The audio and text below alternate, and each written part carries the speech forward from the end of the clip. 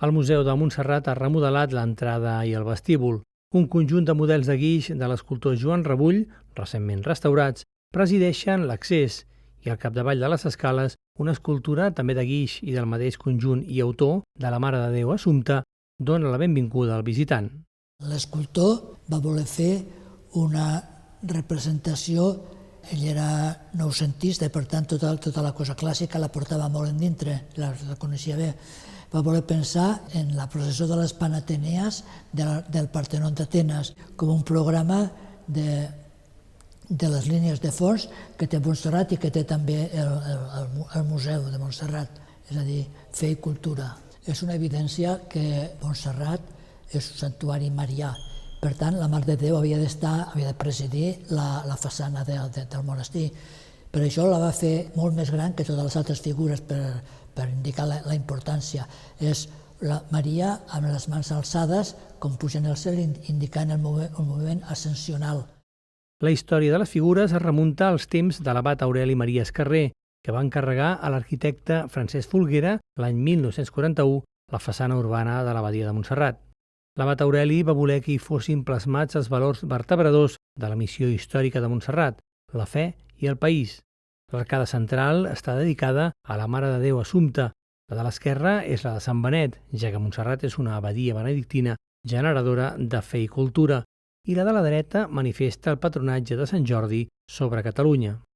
L'arquitecte va proposar a l'artista Joan Rebull l'execució de la part escultòrica de la façana i per motivar-lo li va dir que havia de ser el Partenó de Catalunya.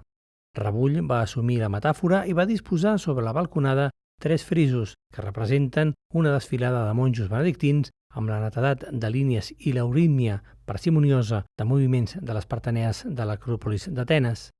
La remodelació de l'accés s'ha completat amb una nova peanya especial imitant el mascaró de proa d'un vaixell per la còpia de marbre de la Victòria de Samotràcia, que ja presidia l'entrada al museu i que contrasta amb el quadre de grans dimensions de Josep Niebla titulat Déu.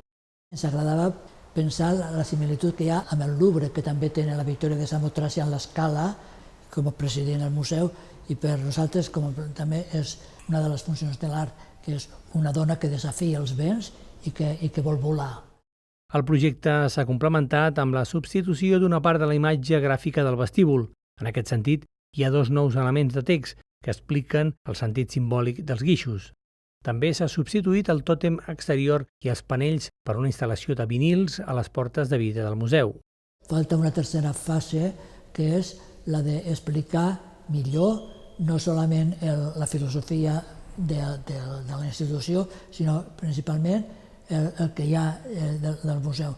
Donar més força a la informació exterior amb un cartell més potent i després també un vídeo curt. A partir d'ara, amb la col·locació d'aquestes obres, el museu té una presència més solemne i artística i se sent vinculat més fortament amb el monestir. La Fundació La Caixa, en col·laboració amb el Departament de Cultura de la Generalitat de Catalunya, ha sufragat una part dels treballs realitzats per les empreses Policromia i Puig de Llívol.